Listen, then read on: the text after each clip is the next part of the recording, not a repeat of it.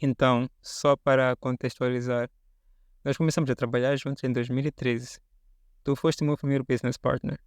Basicamente, naquela altura, estávamos a prestar serviços de design gráfico para alguns clientes. Eu me recordo muito bem do nosso primeiro cliente. Foi a tua tia, que queria uma identidade visual para uma clínica na África do Sul.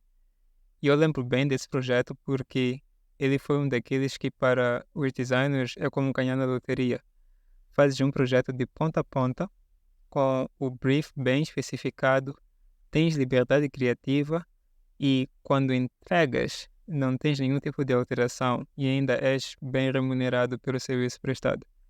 Fui descobrir depois que no mercado esse tipo de projeto, principalmente a parte de não haver alterações, é uma exceção e não a norma. O ponto é, iniciamos bem a carreira de empreendedorismo dentro da indústria criativa e estávamos muito animados com isso.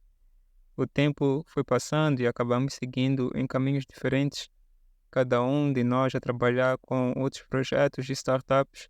E em 2017, nos encontramos de novo e decidimos fundar uma empresa de tecnologia e comunicação, a Cortex, que existe até hoje, de onde no ano seguinte eu tive de sair para fundar outra startup que acabou não avançando e por fim fundei a Du, que é um estúdio criativo especializado em design de identidades visuais e de produtos digitais, de onde vieram ideias como a lenda de Wanda, cultura e mais recentemente em colaboração com o Francisco, catálogo. Tu também, para além da Cortex, tens a Alinvest. Hoje ainda colaboramos em alguns projetos. Estou a colocar na mesa este mapa todo porque eu gostaria que hoje falássemos sobre posicionamento, especificamente na indústria criativa. A maior parte do conteúdo que consumimos é importado e muitas vezes focado no contexto geográfico em que ele é criado.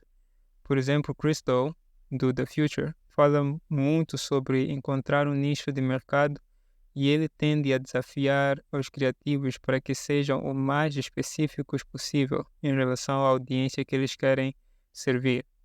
O mercado local, de onde ele transmite essa ideia, é muito maior e tem muito mais oportunidades do que o nosso mercado local. Existe sim a cena toda de globalização e como a internet abre espaço para que exploremos outros mercados, não nos limitando às nossas fronteiras. Só que também existem barreiras claras que não creio que seja necessário mencionar. Sinto que nós, localmente, mas mais especificamente eu e tu, durante a nossa carreira, expandimos e afunilamos o nosso escopo de trabalho à procura de um posicionamento adequado e que seja escalável. Mas também sinto que é feito de forma intuitiva, com base na experiência que fomos adquirindo. Tendo dito tudo isto, achas que em nosso contexto existe uma fórmula que possamos seguir para que haja garantia de um posicionamento assertivo em relação à prestação de serviços, principalmente na indústria criativa? Estamos nessa caminhada já desde 2013, o que já faz por aí 10 anos, e as experiências até aqui realmente têm sido educativas. Até então, a experiência que tu tiveste ao descobrir essa questão do cliente não voltar com uma reclamação é uma lição muito, mas muito valiosa, que eu acredito que, na verdade, qualquer pessoa que se coloque dentro da indústria criativa e que esteja a prestar serviços baseando-se nisso, eventualmente terá que entender, mais do que aprender, terá realmente que entender que isso é uma realidade. Ter um cliente satisfeito, digamos 100%, logo no primeiro momento, é algo de extremo valor. É algo que não se pode medir.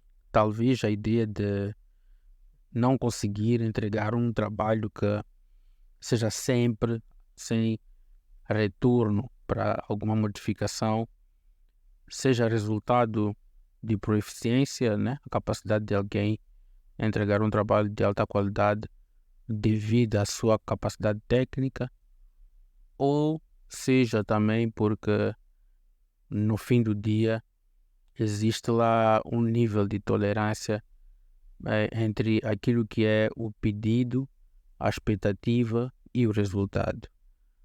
Eu digo isso porque olhar para a questão da indústria criativa antes de chegarmos à parte da economia tem um elemento muito talvez negligenciado, né? Quando a gente pensa sobre as atividades que estão ligadas à indústria criativa, que seria a singularidade de cada projeto, de cada atividade que é desenvolvida. O objetivo final que nós temos ao lidar com a indústria criativa é explorar a imaginação de um determinado cliente ou nossa, ao ponto de traduzir ideias, pensamentos, sentimentos em algo, né, que seja visível, em alguns momentos possa ser também tateável, né, que possa se tocar nesse caso, ou possa se sentir em termos de cheiro e por aí vai. Pegar essas ideias de alguém e assumir a responsabilidade de materializá-las não é uma tarefa simples nem linear.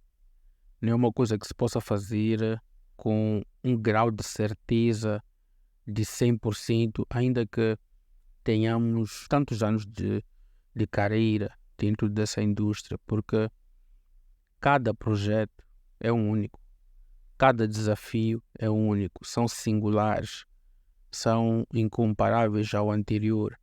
Ainda que venham-me duas pessoas pedindo o mesmo desenho de sofá, por exemplo, vai existir uma variável que vai fazer parte desse projeto que eu vou fazer após ter entregue um projeto semelhante. E isso pode estar tanto na maneira de perceber a aplicação de um determinado elemento, assim como pode estar associado a algum material, a alguma ferramenta, alguma coisa que já está fora da imaginação ou está mais no campo da materialização. Daí que eu acredito que algumas vezes, se não na maior parte das vezes, a entrega de um trabalho que tem a componente de satisfação do cliente está muito ligado, em sua maioria das vezes, a uma percentagem de tolerância. Talvez não seja uma tolerância percebida da parte do cliente final, mas eu acredito que existe uma tolerância entre aquilo que é a sua imaginação e aquilo que ele recebe. Isso considerando que nós também não temos uma assertividade muito clara da nossa própria imaginação. Então, o máximo que nós conseguirmos imaginar e o máximo que conseguir ser materializado daquilo que nós imaginamos vai ser melhor do que não ter conseguido materializar nada ou ter materializado algo com grandes componentes, né, de diferença entre aquilo que nós pensamos e aquilo que está ali.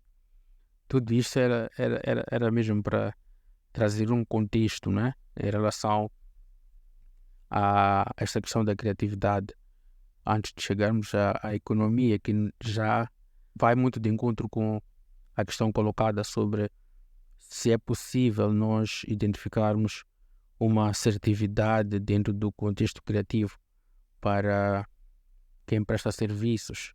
Eu diria que a assertividade que se pode desenhar, implantar dentro do contexto criativo para prestadores de serviços está mesmo ligado a componentes de gestão, está mesmo ligado a componentes estratégicos na área de negócios. Isso para dizer de forma mais clara que não deve existir uma expectativa de que a própria componente criativa ou a própria capacidade criativa venha a ser por si só a nossa fonte de renda ou a nossa fonte de estabilidade de prestação de serviços. Eu digo isso porque a nossa capacidade criativa, no fim do dia, é uma ferramenta que está à mercê de outros elementos. E um dos maiores elementos necessários para que a nossa criatividade tenha possibilidade de ser explorada do jeito que nós intentamos explorar, ou pelo menos mostrar às pessoas que nós temos capacidade de explorar, é por meio realmente de uma capacidade de gestão e uma capacidade a nível de estratégias de negócios. Essas duas componentes fazem toda a diferença no momento em que nós buscamos explorar oportunidades como, vou dizer, agentes criativos. Porque se nós olharmos somente para a nossa capacidade criativa, o que quer que seja que a gente venha criar para nós mesmos ou para um cliente com o propósito de vender nossos serviços, vai ser igualmente uma oportunidade dependente daquele cliente mostrar a outras pessoas. Ou seja, se eu criei, vamos lá, voltar ao exemplo de sofá. Se eu crio um sofá e dou ao meu cliente, né, a pessoa que fez a encomenda, primeiro, eu estou a responder à necessidade de um cliente específico. Segundo, a possibilidade de eu ter novos clientes não vem do fato das pessoas conhecerem o meu trabalho como tal, mas sim de conhecerem aquele trabalho específico. Essa limitação de conhecimento de um trabalho específico, que está atrelado automaticamente a um cliente específico, está sujeito, por exemplo, a que eu só receba novos clientes se esses novos clientes ouvirem daquele que recebeu o sofá um testemunho a meu respeito, ou se por acaso alguém for à casa dele visitar-lhe, gostar do sofá e pedir o contato para também encomendar. Mas se nós carregarmos para a questão de negócios, a questão da criação de estratégias de negócios, nós vamos perceber que a minha criatividade, de certa forma, passa a ser um input para criar atração, não para um produto ou para um trabalho específico. Ou seja, quando eu vou para as questões de estratégia de negócios, eu não me apoio unicamente no meu portfólio, em dizer que eu já fiz isto, já fiz aquilo. Por que não? Embora o portfólio possa mostrar a minha capacidade de entrega de certos tipos de trabalhos, a sua qualidade, ele continua promovendo uma limitação. Porque somente quem se identificar com um determinado tipo de trabalho, quem se identificar com a minha forma de trabalhar, é que vai querer aproximar-se. Enquanto que, sabendo que estamos a falar de um ambiente de criatividade, eu posso fazer um chamariz que não está limitado ou dependente ao que eu já fiz no passado, mas dando espaço para que novas oportunidades venham e eu possa também ser desafiado a criar novas coisas. Eu me apoio a estratégias de negócios para poder ter este chamariz. Então, a assertividade dentro da indústria criativa está muito atrelada à implantação de estratégias de negócio e à capacidade de gestão, fazendo com que, através das estratégias de negócios, eu possa, por exemplo, criar campanhas de marketing comunicando a respeito da minha capacidade de entrega ou transmitindo informações do meu conhecimento ou ainda transmitindo informações a respeito das minhas metodologias de trabalho, que vão ser os elementos que, sem se atrelarem de forma específica a um projeto, vão chamar a atenção. O que eu estou a dizer é que se alguém tem, por um lado, a foto de um trabalho que ele já fez e tem, por um outro lado, a descrição de como é que aquele trabalho foi feito, a probabilidade de ele ter mais clientes está na identificação daquela descrição de como é que ele fez o trabalho. Por quê? Porque ali ele apresenta o processo que ele usou para transformar uma ideia em algo material, em algo específico, em algo que saiu do abstrato para o objetivo. E é isso que chama a atenção de quem procura ver as suas necessidades atendidas. Porque temos que perceber assim, dentro da indústria criativa, os nossos clientes têm a tendência de não só trazer, como já havia dito, um projeto único, mas também de crer na exclusividade da sua ideia. Ainda que tenhamos alguém que, por exemplo, vai levar um feitio de roupa que viu em alguma revista para um alfaiate copiar, existe uma expectativa de que aquele seu modelo de roupa seja exclusivo. Então, se nós considerarmos esses valores, ou no momento em que procuramos chamar a atenção dos clientes, nós vamos optar por vender para eles informação que lhes permita entender isso. Porque mesmo neste exemplo, por exemplo, do alfaiate, a primeira coisa que deve ou que vai acontecer para quem está interessado em ter uma cópia da tal peça de roupa que viu na revista é saber das capacidades desse alfaiate. E não vai saber dessas capacidades a princípio porque está a ver um conjunto de roupas que ele já fez, mas será pela maneira como ele vai lhe explicar que percebeu a intenção deste cliente e vai lhe explicar como vai fazer o trabalho para que atinja aos interesses desse cliente. E é aí onde se calhar até semeia-se a tolerância que o cliente final tem, no momento em que ele percebe que foi entendido em relação ao trabalho que deve ser feito. E se esse trabalho não for, se calhar até um mínimo detalhe semelhante à expectativa que ele tinha, a possibilidade é que a tolerância dele lhe permite receber aquele trabalho daquele jeito, porque ele entendeu que não trabalhou com uma pessoa que não sabia o que estava a fazer. Sabia o que estava a fazer, mas se calhar houve uma limitação que não lhe permitiu conjugar a realidade com a ideologia que lhe foi passada. Então, a tolerância entra aí e o cliente considera aquele trabalho como válido no fim do dia. Essas coisas só acontecem se nós olharmos realmente para a perspectiva de negócios. E é fazendo uso dessas valências que alguém pode estruturar também um caminho para poder ver a sua prestação de serviço sendo cada vez mais direcionada para um modelo de negócios em que o retorno do investimento que ele faz, por exemplo, em publicidade, em propagandas, por exemplo, através de redes sociais, através de campanhas com influenciadores ou qualquer outra figura pública que possa vestir a camiseta daquilo que é o seu produto ou serviço, ou criação de conteúdos digitais e por aí vai.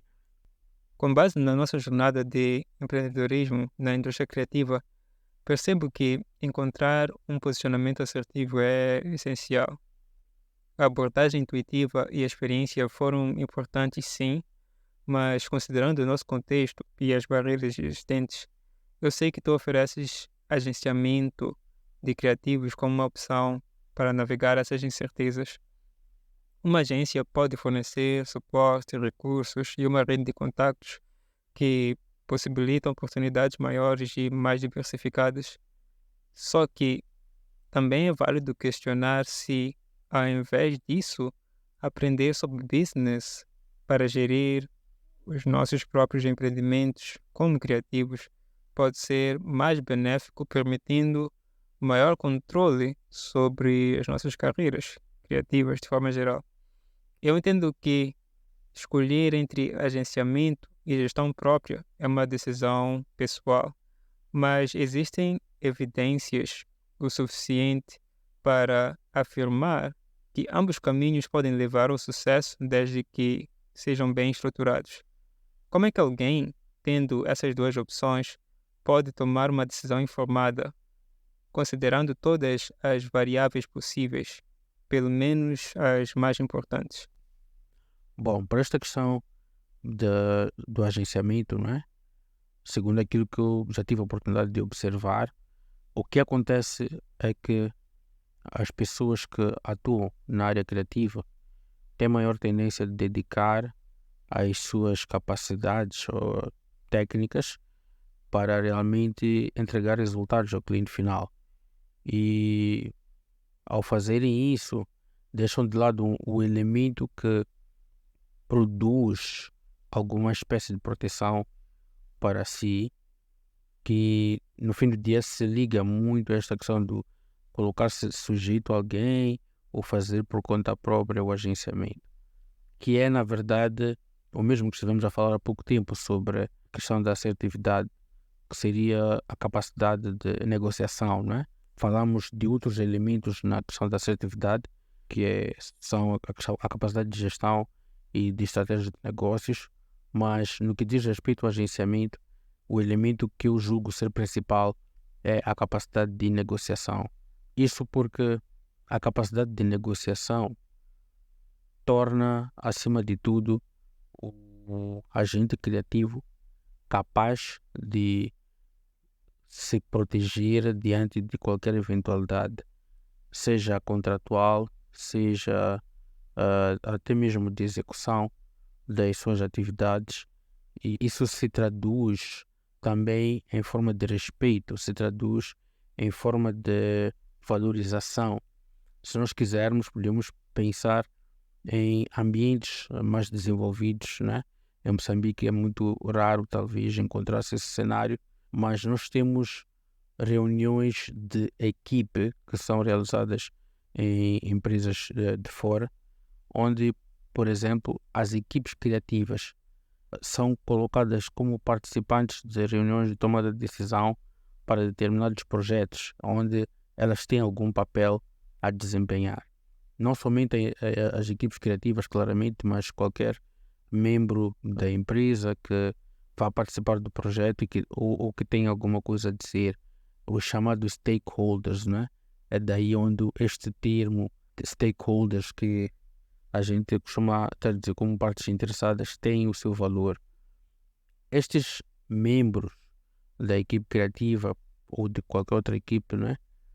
Mas como estamos a falar mesmo da indústria criativa, agentes criativos e por aí fora, fazem parte dessas reuniões com o objetivo de dar uma voz que pertence à área de trabalho que somente eles dominam, somente eles conhecem. O que acontece dentro de uma estrutura organizacional ou numa relação comercial com um cliente final é uma conversa ou uma discussão sobre um determinado trabalho, sempre na perspectiva de negócios. Não acontece nenhuma interação com um cliente final, seja ele interno ou externo.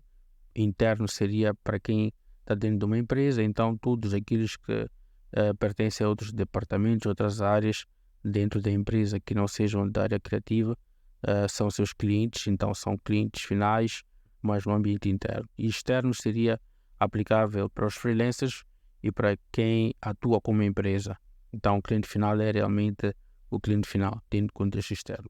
Esses clientes fazem uma negociação sempre sob o ponto de vista de negócios, onde o objetivo é que eles possam traduzir a ideia daquilo que pretendem e o agente criativo que está coletando essa informação seja capaz de interpretar a nível de linguagem de negócio e depois aplicar ou desenvolver já usando as suas técnicas e ferramentas a nível de operação, para depois trazer ao cliente final de volta aquilo que é o output, respondendo às suas intenções. Quando nós isolamos este processo de negociação ou removemos ele da equação, nós passamos a ter um agente criativo que está sujeito a qualquer demanda da parte de negócios, a qualquer coisa que for dita, e automaticamente estamos a ver alguém que não é capaz de fazer uma boa entrega em termos de qualidade. E isso tem impacto direto, dependendo de quem nós estamos a falar, né? Se é alguém que está a entregar a um cliente interno, se é alguém que está a entregar a um cliente externo. Então, o impacto de percepção em termos de valor deste profissional. Para quem entrega a um cliente interno, existe uma redução de confiança a nível da própria instituição que está a receber aquilo de um trabalhador seu. E para quem está a entregar um cliente externo, também tem uma questão de redução em termos de confiança por parte de quem está a receber aquilo no ambiente externo, que no fim do dia acaba realmente tirando deste agente criativo aquilo que seria a oportunidade de ele mostrar as suas valências. Então, a componente de negócios faz toda a diferença para alguém que atua na indústria criativa e seria realmente muito bom que as pessoas pudessem apostar nisso.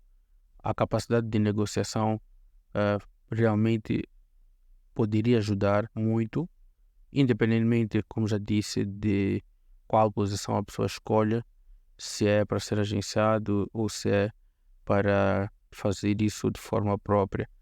O importante, ao meu ver, é que domine a linguagem dos negócios para poder fazer valer o seu valor como um agente da indústria criativa. Uma das coisas que vejo que não é só problema dos criativos, mas que faz com que estes tenham mais dificuldades pela natureza, muitas das vezes isolada do seu trabalho, o que consequentemente molda uma personalidade maioritariamente introvertida, fazendo-nos preferir evitar o contato e focar apenas no ofício, é a falta de noções de business. Falo mesmo dentro das academias. O foco é muitas vezes a técnica e se deixa de lado as noções mais básicas sobre como criar e gerir um negócio, como negociar, como se posicionar como profissional, empreendedor e até coisas mais simples como a interação interpessoal e a construção de relacionamentos que não precisam ser transacionais em termos de monetização, mas que podem se tornar habilidades importantes e fundamentais para ampliar a nossa rede de contactos e aumentar as chances de sermos bem-sucedidos ao navegar no mundo do business.